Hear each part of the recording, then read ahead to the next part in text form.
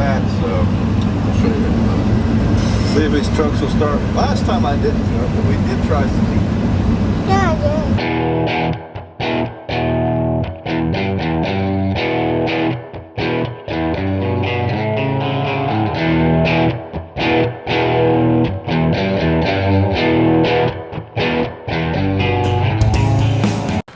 Good morning.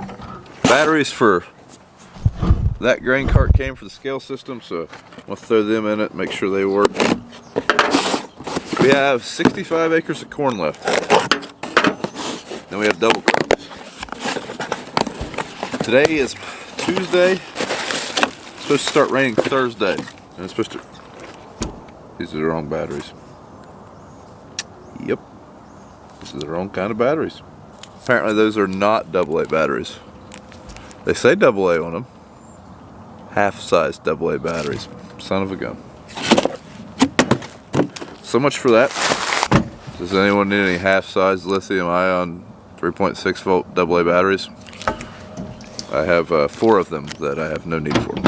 Anyways, now we've started the day off with frustration and failure. Let's continue. Across the road from our home farm, we have a 50-acre cornfield. We're going to go do it, and then we have to move a few miles down the road to finish the rest of the corn. Unfortunately, that other field that we have to go to, we're probably going to have to move some dirt, make a driveway or something, because I don't see anywhere we can get the trucks turned around, but I think we'll be able to do that today too. Then, we're going to start doing double crops. Now, here's the kicker. You ready for this? Cargill will only take 13% soybeans right now until they get a train. Don't know when that will be. So what we're going to do is probably load absolutely everything we possibly can and hope they have a train before Thursday. So 1,300 bushel cart will be loaded. 700 bushel dump truck will be loaded. 1,100 bushel cart will be loaded, and 4 semis. And then also Kenworth, it'll hold about 500 bushel. It'll probably be loaded. We gotta move 3 loads into this big bin, and that'll pretty much top it off. And then right now the dryer's dumping in this middle bin. It can only dump in it for a couple hours. There's not a whole lot of space. It's basically topping it off. Then that other dry bin's gonna be pretty much full. And this wet bin's gonna be all we have left. This ground's pretty tacky on top, but deep down it's still dry. We didn't get much rain yesterday. We got just enough rain to make the fodder all wet and not feed very well. So it's basically just enough to screw everything up. So I might try ripping here in about an hour or so. Got guys that are working on putting us a drive-through in. Probably you guys mentioned we need to get a rollover tarp for that or something, but this was the plan, to have a drive-through built over the pit. We were kind of hoping maybe to do it before harvest started. We also thought the grain bins would be done before harvest started, and they weren't. So guys are here now. We got to set a tower before they can get started for the loadout on the leg. So I'm gonna help with that, and then I'm gonna try that ripper out again.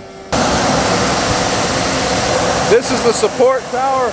It's gonna support the unload pipe that's gonna be coming out of the bin. Basically, it's gonna come right over top of the pit. We've got to get it up in the air before they start building this building around it. The building is going to bolt to this form right here. It's going to be the whole length of the pad, so it'll be 60 foot long, 22 foot wide. In the middle, it's designed to be at an arch to where the peak of the building is going to be right where a dump truck would need it to be to dump into that hole. We should be able to dump our triaxle. Dump trailer, probably not. We don't have a dump trailer.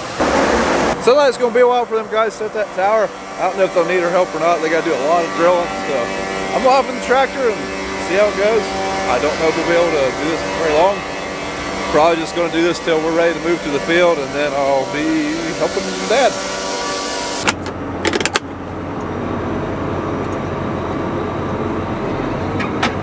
Wonder who was more confused whenever this John Deere showed up than you guys on YouTube? All the neighbors. What are Browns doing with a John Deere? Every time one of them drives by, they always look. Alright, we're out of the ripper for now. Dad's ready to move to the field. I'm going to get them going in that, and then sometime today I'm going to be back in this ripper, is my plan. And we have George here and BJ, and I'm not in a combine. You know, I'm able to do this, but I really want to get as much of this ripping done as we can, because it looks like it's going to really rain in the next coming week, and that might be the end of ripping. On the way to one of the last cornfields. That was some good looking double crops though. See, yesterday my plan was to come over here and I was going to bring my combine and start on these double crops while Dad was finishing his cornfield. But it rained, so that kind of put an end to that idea. When are you going to pull that off? I voted. I want everybody to know I voted. Here comes your...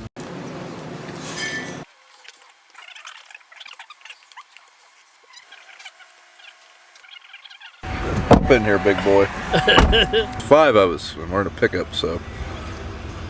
You better not start farting. I did eat chili. Feel adequately fed?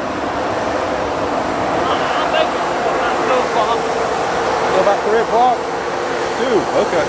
Not a whole lot of snacks left. We're in the last week of harvest.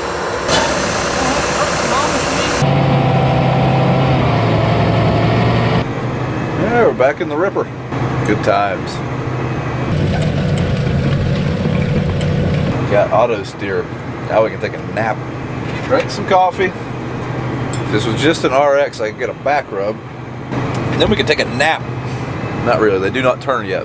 If they could turn, I'd about do it. Or, if this row was about 5 miles long, we're going 5 miles an hour, you know, I'd about take a nap then. Some of the carnage from yesterday's activities.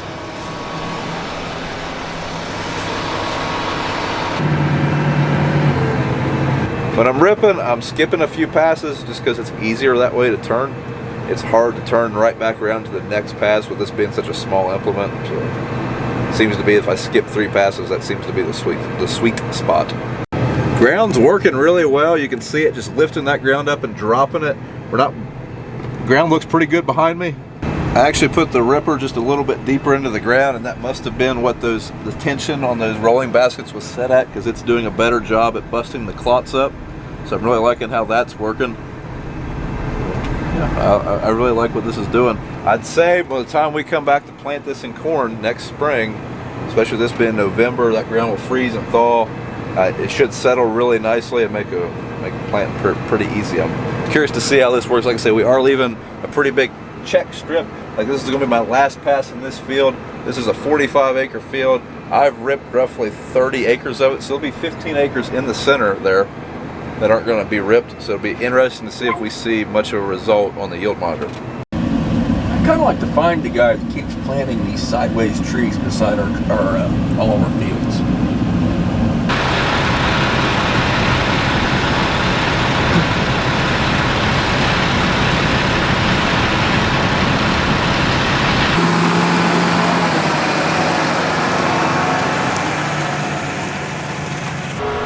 Getting out here checking our depth. I've been kind of watching from the cab just to kind of see.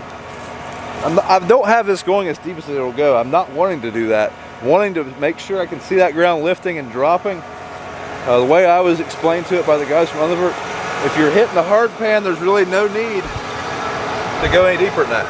Some of you have asked if we have ever seen crop circles in the field, and no. I don't think, I know I've not. Brian's never seen a crop circle. Dad's never seen a crop circle. What we periodically do see, though, is a spot where a crop was planted in a circle.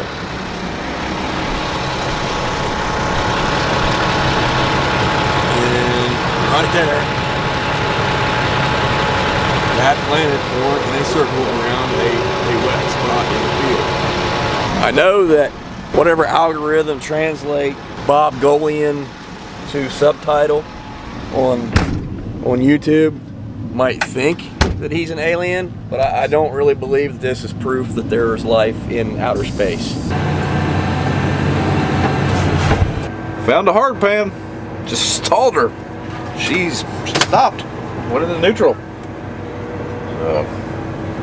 Try it again. Well, we're getting through it, but it's pretty hard packed ground right here.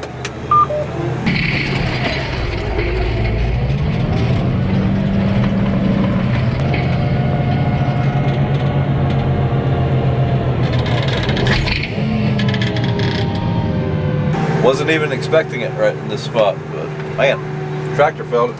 So there she is again. You feel it just stop real quick.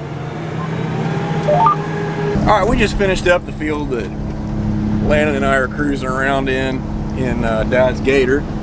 and we have to get across the creek, and we have a little bit of an issue with some wildlife.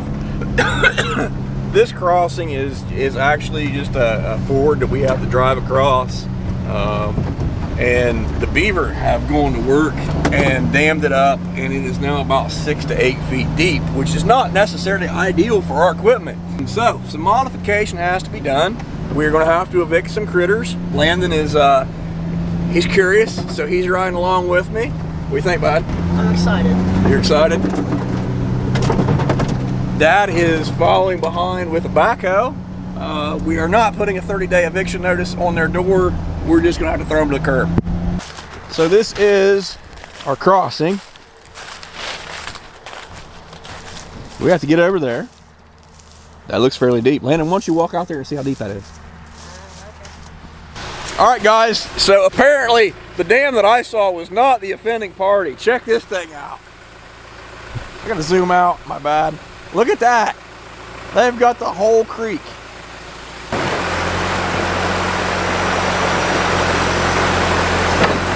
Filling up again. Yesterday I only put, I put 50 gallons in it. I wasn't sure how much we were going to be able to do with it. Put at least another 60 or 80 gallon in it. CPS is spreading our fertilizer. We usually do that, but this year we were really just wanting to get everything done as quickly as possible, so we'll still do our spring fertilizer next year though. Alright, we're back in the field. Back and forth. Back and forth. It's a good thing I like my job, because this is slow going. I'm going to try to do 60 acres of this field tonight. We've probably done 20 of it, so this might take a while. And yeah, this is the end of the little creek. Up there's the crossing. Man, they got it good here. Yeah, they've got it fixed up good right through here. I could walk across that. Now, one thing that this tractor is equipped with that my Challenger does not have, and that I'm a little sore about, is a refrigerator. Now, I put a bottle of water in here this morning. Let's see if it's cold.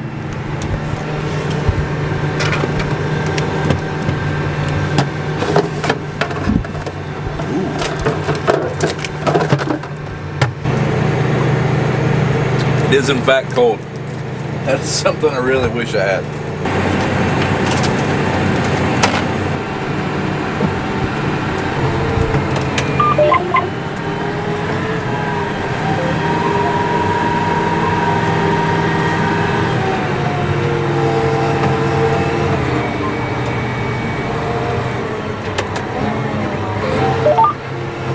All right, so the water is dropping.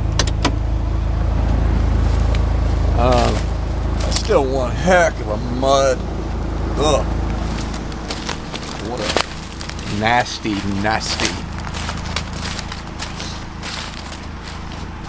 Ugh. I think the millennial farmer says sloppy. Landon's driving a Gator. All right, just got the word from the boss that we are going to let this sit overnight and see if this water goes down. Favorite tractor snack, coffee and beef jerky. I'm getting ready to start a live stream if any of y'all want to check that out. It'll be on the YouTubes. I'm going to flip the lights on. It's got pretty good lights, I think. I've never used them in the field, just messing with them in the driveway. And not too bad. Is the 8400 cheaper than the 1038 fuel-wise? I don't think so, but I've also never ripped with the 1038. Well, just finished an hour-and-a-half live stream. Now my voice is shot, but that was a lot of fun. And I think we're running out of acres. I think we're getting into the short rows of this field. Probably have about an hour left.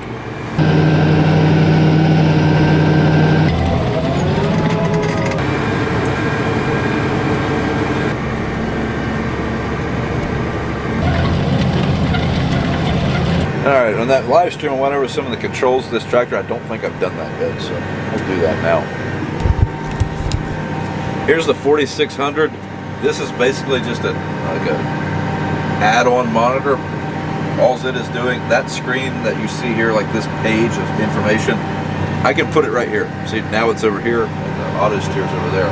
or I can swap it back to here. This is basically just so I can see two screens at the same time. Think of it kind of like having two computer monitors at your desktop. Over here we have the bump shifter, which is the same as in every other John Deere power shift from the last 20 years. Your throttle, I believe this is like your preset sequence that I'm not using it. This is your cruise 1 and your cruise 2. So like cruise 2, I have set at 5.8. I can scroll this wheel and that's moving that number. And that's the actual speed we're going and the engine RPMs, and that's the gear, F13. But basically that thing's always going to hunt for the lowest RPMs to maintain the ground speed that I've selected with this little roller wheel. I like that, it seems to work pretty good. Over here we have our 3-point hitch. That's how I'm adjusting how deep we're sending this thing into the ground. And then once I get a depth that I like, I can hit this button right here. It says set. And then I can run my 3-point hitch off this remote button, which is much more convenient. Yeah, other than that, that's the basic functions that I'm using right now. It does have a refrigerator, did I tell you that? I really like that. One cool thing about this monitor, we have our auto steer right here. Well, my phone is also tied into this, like right there, look. That's my Bluetooth audio for my phone, so now I can jam.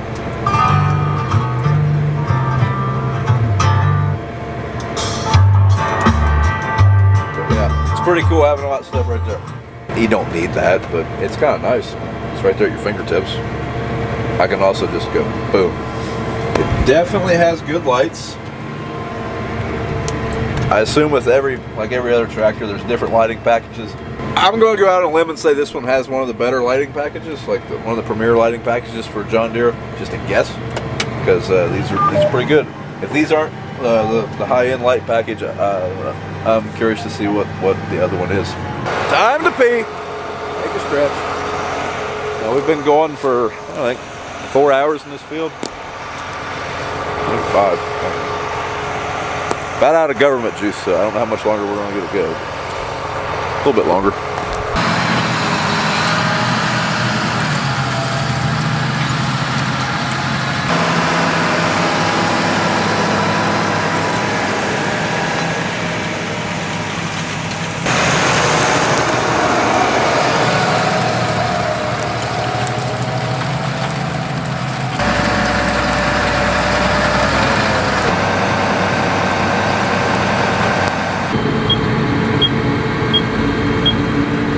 Alright, we ran out of government juice, so I brought back to the barn. That's it for tonight.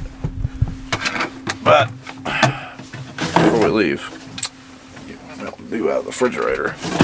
I mentioned that I like the refrigerator. I don't know if you got to turn it off every night. I'll turn it off just to make sure we don't run the battery down. We'll over and check out, see how much they got done on that drive-through tonight. That's tall. So they got all the poles up. They probably will be done. They said they might be done with this thing in a couple of days. They probably will be. Yeah, she's tall. Wow. That's it for this video, guys. Thanks for watching. Turns out we have a little bit more corn than I thought, because we can't get to an 8-acre patch of corn because some beavers dammed up a creek or something. I don't know. Haven't been there yet. But thanks for watching. If you like what you've seen, follow us on Instagram and Twitter at Brian's Farm Videos, Facebook at Brown Farms, and we'll see you in the next video. Frickin' beavers.